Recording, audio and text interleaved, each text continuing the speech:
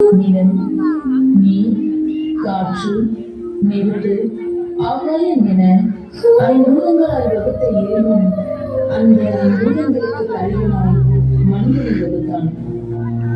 அந்த இயற்கையில் கடவுளின் செயலால் தன் தரத்தினை வலிமையை இழக்கும் உலகபூர்வமான பயணமே இக்கதை. பாவத்தில் இருந்து மனிதனை மீட்ட இறைவன் அழிவில் இருந்து அந்த இயற்கையை மீட்க நம் தவறுகளை சுட்டிக்காட்டும் கதைதான் இக்கதை. வாருங்கள், இயற்கையின் காவலனாய் நம் தவறுகளை திருத்திட நாமும் இக்கதையில் பயணம் செய்வோம்.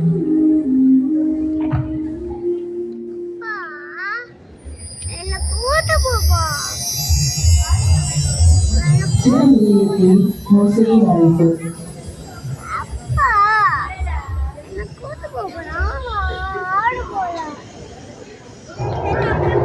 மோசே மோசே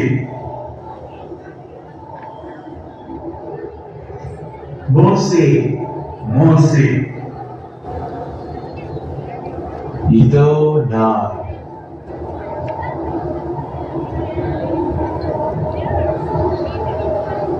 இங்கே அணுகி வராதே.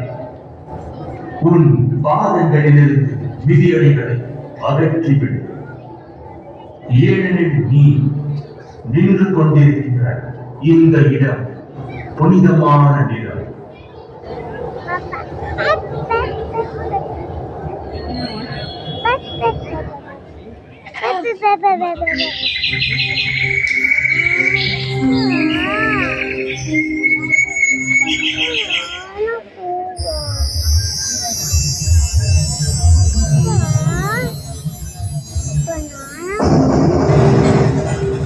தந்தை மகன் தூய ஆவியின் பெயராலே ஆமென்.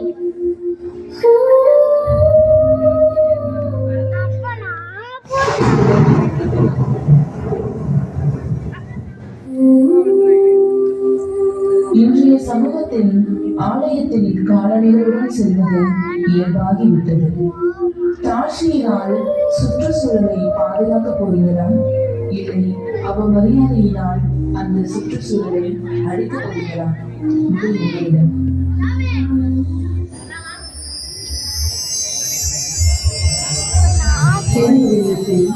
யோகவின் நம்பிக்கை.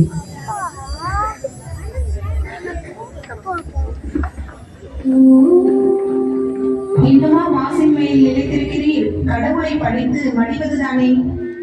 நீ அதை பெற்ற பெண் போல் பேசுகிறாய். நன்மையை கடவுளிடமிருந்து பெற்ற நாம் ஏன் தீமையை பெறக்கூடாது? என் தாயின் கருப்பை நின்று பிறந்த மேனியாய் யான் வந்தேன். அங்கே திரும்புகையின் பிறந்த மேனியாய் யான் செல்வேன். ஆண்டவர் அளித்தார், ஆண்டவர் எடுத்துக்கொண்டார்.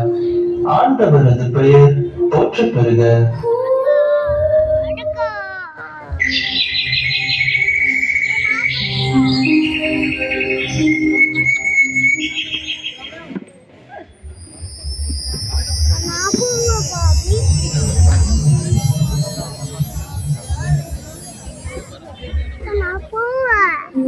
இன்னைக்கு நல்லா ப்ரேயர் பண்ணியாச்சு. எப்படியாச்சும் வேலையை வாங்கியாகும்.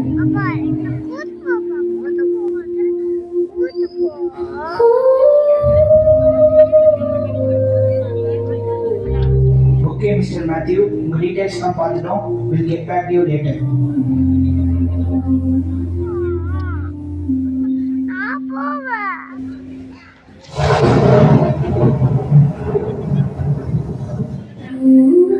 யோபுக்கோ அத்தனை அர்ப்பணிப்பு, துன்பங்களை ஏற்றுக்கொள்ளும் மனம், இறைவனின் திருவுளத்தை ஏற்று இயற்கையை காக்க போகிறார், இல்லை மனித இயல்பினால் அந்த இயற்கையை வதைக்கப் போகிறார்?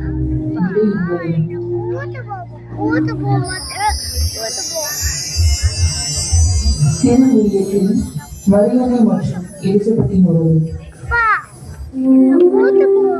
பெண்களுக்குள் நீர் ஆசி பெற்றவர், உன் வயிற்றில் வளரும் குழந்தையும் ஆசி பெற்றதே. என் ஆண்டவரின் தாய் எவ்விதம் வர நான் யார்?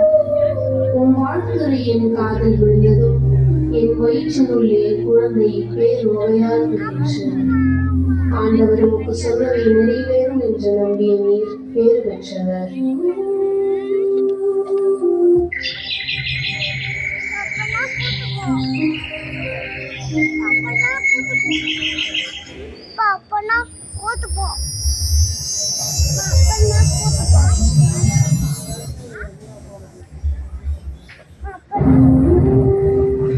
இன்னைக்கு மேத்ஸ் மேம் வருவாங்கடி. நீ மேத்ஸ் அசைன்மெண்ட் முடிச்சியா? நான் இன்னும் முடிக்கலடி. நானே உன்னை முடிக்கல.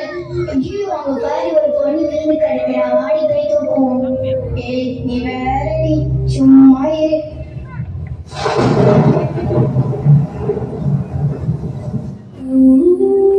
கருவில் தன் குழந்தை இருப்பினும் எலிசபெத்தை ஓடி சென்று சந்தித்து இறை அன்பை பகிர்ந்த மரியாளின் அன்பு ஒருபுறம், தன் அருகில் இருப்பவர்களை கூட சந்தித்து பேச முடியாத மக்கள் ஒருபுறம்.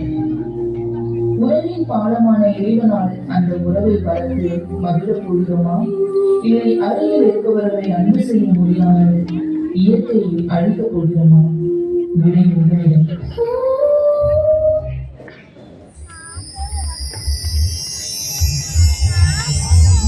திருமுறையில் இயேசுவின் சொற்பொழிவு.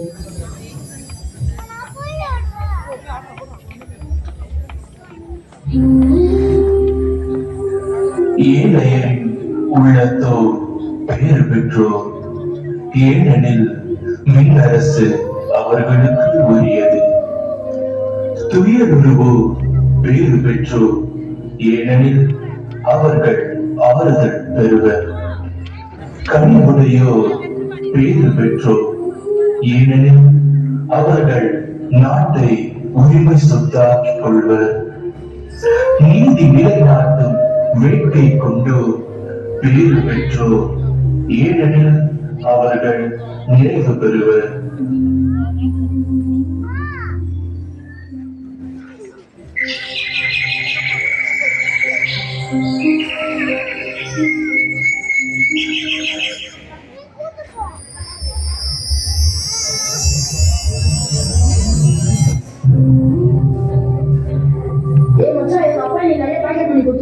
என்னடா சொல்றேன்? ஆமாண்டா, இங்க போறோம், இங்க போறோம், எங்கேயோ போறோம்.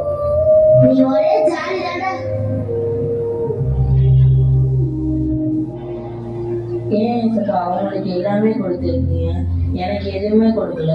என்னை மட்டும் ஏன் ஏழையா படிச்சீங்க? எனக்கு எவ்வளோ கஷ்டமா இருக்கு தெரியுமா?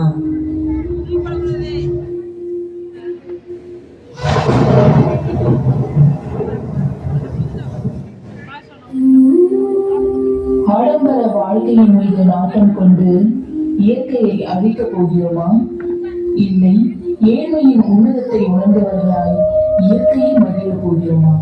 விடை உங்களிடம்.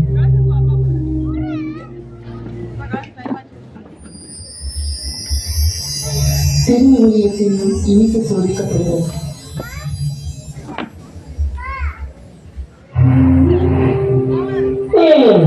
நீ இறைமகன் என்றால் இந்த கல் அப்பமாக்கும்படி கட்டளையிடும்.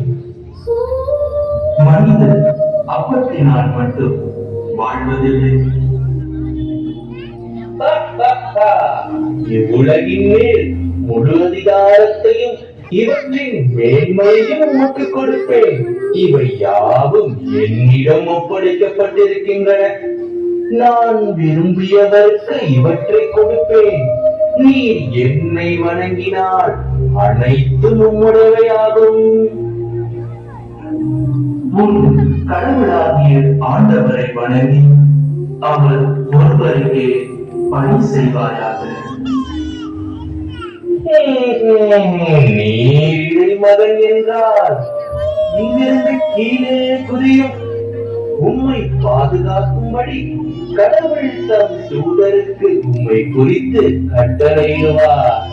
உமது கால் கல்லில் மோதாதபடி அவர்கள் தங்கள் கைகளால் உம்மை தாங்கிக் கொள்வார்கள். உன் கடவுளாகிய ஆண்டவரை சோதிக்க வேண்டாம்.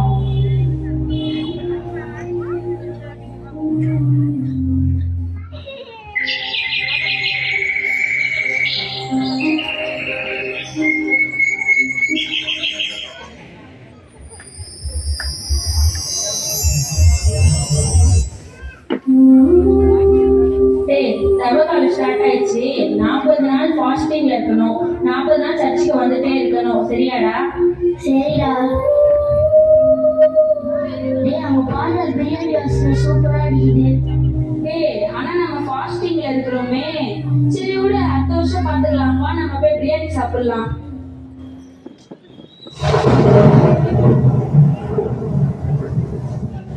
இறைமகனாய் இருப்பினும் சோதனைக்கு உட்படாமல் இயற்கையை மகிழ்வித்த இயேசுவை போல் இருக்க போகிறோமா? இல்லை மனித இயல்பிலேயே இருந்து சோதனைக்கு உட்பட்டு இயற்கையை அளிக்கும் மனிதனாக இருக்க போகிறோமா? இயற்கை எவ்வளவு அழகுல, ஒரு மனுஷனோட செயல் கூட அந்த இயற்கைய இவ்வளவு பாதிக்குமா? திருவிழாக்களை பங்கு கொண்ட ஒவ்வொருவருடைய நசையிலும் அந்த இயற்கைக்கு இவ்வளவு சந்தோஷத்தை கொடுக்க முடியும்னா, நம்ம வாழ்க்கையில நம்மளுடைய நற்செயல்கள் அந்த இயற்கைக்கு எவ்வளவு சந்தோஷத்தை கொடுக்க முடியும்? அப்படி அந்த இயற்கைக்கு சந்தோஷத்தை கொடுக்கக்கூடிய மக்களாக தாய், தந்தை, உற்றார் உறவினர், சகோதர சகோதரிகள் மற்றும் நண்பர் போன்ற உறவுகளுக்கு மத்தியில் இயற்கையும் நமக்கு ஒரு உறவாக அமையட்டும். இன்றும் இல்லை, அடுத்த தலைமுறைக்கு நாம் சேர்த்து வைக்கும் ஒரு மிகப்பெரிய சொத்தாக இந்த இயற்கை இருக்கட்டும். நன்றி.